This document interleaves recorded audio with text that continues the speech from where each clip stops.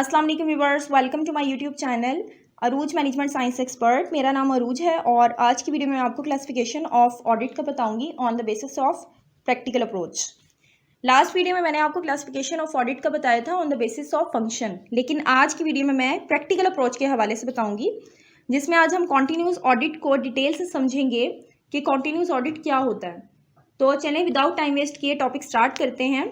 Continuous audit. Continuous audit एक detail audit होता है जिसमें बुक ऑफ अकाउंट्स की डिटेल एग्जामिनेशंस की जाती हैं आफ्टर 1 मंथ, आफ्टर 3 मंथ्स या फिर 6 मंथ्स, यानी इन टाइम्स के अंदर किसी भी टाइम ऑडिट किया जा सकता है और जो भी ट्रांजेक्शन्स होती हैं या जो भी अकाउंट्स प्रिपेयर होते हैं उन सब की डिटेल चेकिंग होती है ड्यूरिंग द फाइनेंशियल ईयर। ठीक है। और इसके बाद क्या होता है, at the end of the year जो ऑडिटर होता है वो profit and loss account check करता है एंड बैलेंस शीट को डिटेल में चेक करता है। ठीक है। तो इस तरह से जो कॉन्टिन्यूस ऑडिट होता है उसके वजह से फाइनल ऑडिट में काफ़ी हेल्प होती है, क्योंकि पहले ही डिटेल चेकिंग हो चुकी होती है तो एरर के चांसेस बहुत कम होते हैं। तो इसीलिए फाइनल ऑडिट जो है उसके लिए हेल्पफुल होता है ये कॉन्टिन्यूस ऑडिट। कॉन्टिन्यूस ऑडिट में क्या होता है कि जो ऑडिटर है और जो उसका स्टाफ होता है वो कॉन्स्टेंटली इंगेज्ड होते हैं अपने अकाउंट्स को चेक करने के लिए, यानी total overall whole over the financial year ही वो बिजी रहते हैं, अकाउंट्स की चेकिंग करते रहते हैं एट रेगुलर बेस पे और एट इरेगुलर बेस पे। ठीक है। और इसकी एप्लीकेबिलिटी कब होती है, यानी जब जो ऑर्गेनाइजेशन के जो ट्रांजेक्शन्स अगर ज़्यादा हों, यानी लार्ज स्केल पे एक ऑर्गेनाइजेशन ऑपरेट हो रही है तो वहाँ पर ट्रांजेक्शन्स भी ज़्यादा होंगी, तो वहाँ पे इस किस्म के ऑडिट की रिक्वायरमेंट होती है कि कॉन्टीन्यूसली ऑडिट करवाया जाए और डिटेल चेकिंग हो, ताकि फाइनल ऑडिट से पहले काफ़ी हद तक काम कंप्लीट हो जाए या काम की डिटेल चेकिंग हो जाए। या फिर मैनेजमेंट को अगर रिक्वायरमेंट हो पीरियोडिकल स्टेटमेंट्स की तो उसके लिए भी कॉन्टीन्यूस ऑडिट करवाया जाता है। तो अब मैं आपको कुछ एडवांटेजेस इसके बताती हूँ, फिर उसके बाद डिसएडवांटेजेस पे भी डिस्कस करूँगी। तो चलें एडवांटेजेस को समझते हैं। सबसे पहले क्या है, जब कॉन्टिन्यूस ऑडिट होता है तो उसके थ्रू जो एरर्स हैं या फ्रॉड हो या मिसरिप्रेजेंटेशंस हो किसी भी ट्रांजेक्शन्स में, तो वो फ़ौरन यानी पता चल जाता है कॉन्टिन्यूस ऑडिट के थ्रू, क्योंकि डिटेल चेकिंग जब होती है, डेप्थ में हर चीज़ देखी जाती है, तो कहीं पे कोई एरर के चांसेस नहीं रहते। तो ये इसका एक बेनिफिट है कि इसमें फ़ौरन डिटेक्शन होती है किसी भी फ्रॉड की या एरर की। और इसके अलावा है कि अगर कॉन्टीन्यूसली ऑडिट होता रहेगा तो जो स्टाफ है वो भी एफिशिएंट वे में काम करेंगे, वो अलर्ट रहेंगे कि काम को केयरफुली करें वो, क्योंकि उनको पता होगा कि कॉन्टीन्यूस ऑडिट कभी भी हो सकता है, आफ्टर 1 मंथ्स भी हो सकता है, आफ्टर 3 मंथ्स भी हो सकता है, तो फिर वो काफ़ी ध्यान से काम करते हैं, केयरफुली काम करते हैं। तो इसका ये भी बेनिफिट है। इसके अलावा जब इंटरम अकाउंट्स को प्रिपरेशन का रिक्वायरमेंट हो कि अकाउंट्स बनाए जाएं इंटरम अकाउंट्स, तो जब भी ये इसकी रिक्वायरमेंट होती है इंटरम अकाउंट्स के लिए तो ये बेस्ट है, क्योंकि जब साथ साथ चेकिंग होगी तो साथ साथ ऑर्गेनाइजेशन को अपनी कंपनी की पोजीशन का भी पता चलेगा कि काम कैसा जा रहा है। तो उसके थ्रू क्या होता है, इंटरम अकाउंट्स प्रिपेयर किए जाते हैं उस डिटेल को, उस डाटा को देखते हुए, और उसके बाद जो है शेयर होल्डर्स में इंटरम डिविडेंड डिस्ट्रीब्यूट किया जाता है। तो ये इसका यही बेनिफिट है कि सारा कॉन्टिन्यूस ऑडिट के थ्रू होता है।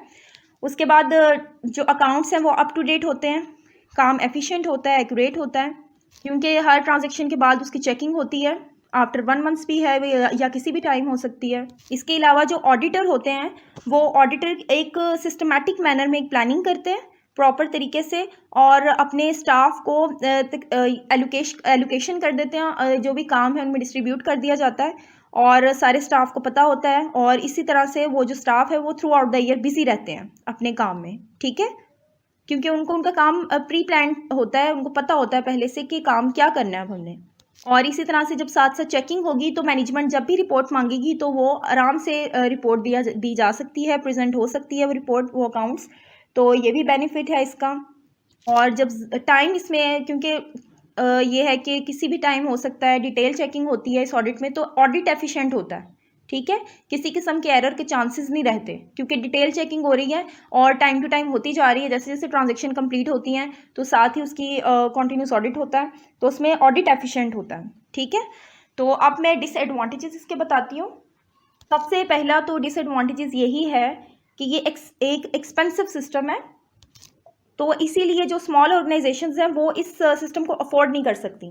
ठीक है, क्योंकि ये थ्रू आउट द ईयर चलता रहता है, कैरी ऑन रहता है, तो इसमें क्या होता है कि ये एक एक्सपेंसिव सिस्टम है और बार बार करवाना होता है। और जो बड़ी ऑर्गेनाइजेशन है उनके लिए तो कंपलसरी है कि वो ये करवाएंगी, क्योंकि उनका काम ही कुछ ट्रांजेक्शन्स बहुत ह्यूज होती हैं, तो उनके लिए रिक्वायरमेंट है डिटेल चेकिंग की। लेकिन जो स्मॉल ऑर्गेनाइजेशन है वो एक तो अफोर्ड नहीं कर सकती हैं और दूसरा उनके लिए रिक्वायरमेंट भी नहीं है, वो फाइनल ऑडिट पे भी चल सकती हैं।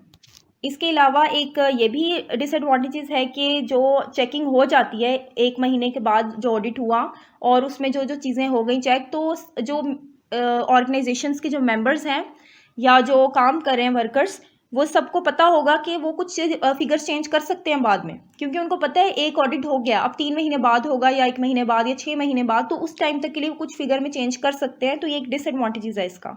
इसके अलावा जब अगर कोई इम्प्लॉई छुट्टी पे है, नहीं है उस दिन, तो उसका काम रुक गया और उस टाइम ऑडिट हो रहा है, तो फिर ये भी एक डिसएडवांटेज है कि वो ऑडिट कंप्लीट नहीं होता, क्योंकि एक पूरे एम्प्लॉय का काम ही रहता है, तो इस वजह से वो ऑडिट कंप्लीट नहीं होता।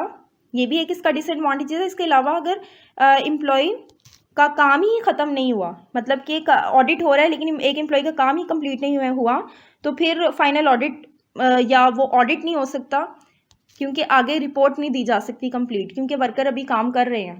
ठीक है।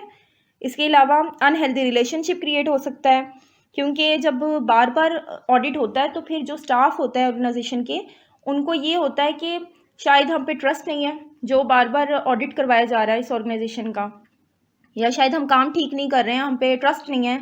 तो इस वजह से ऑडिट स्टाफ के बीच में और क्लाइंट स्टाफ के बीच में एक अनहेल्दी रिलेशनशिप क्रिएट हो सकता है।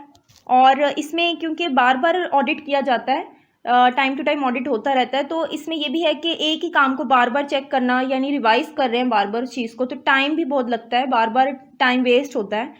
तो ये भी एक इसका डिसएडवांटेजेस है। आई होप व्यूअर्स आपको मेरी वीडियो पसंद आई होगी। अगर आपको मेरी वीडियो पसंद आई हो और टॉपिक क्लियर हो गया हो आपके माइंड में, तो आप मेरे चैनल को सब्सक्राइब करें ताकि मेरी हर आने वाली लेटेस्ट वीडियो भी आप देख सकें। और अगर आप किसी स्पेसिफिक टॉपिक पे वीडियो बनवाना चाहते हैं तो वो भी आप मुझे कमेंट बॉक्स में बताएं, मैं इंशाल्लाह ताला उस टॉपिक पे भी वीडियो अपलोड करूँगी। और आप सब अपना ख्याल रखें, मुझे अपनी दुआओं में याद रखें। अल्लाह हाफिज़।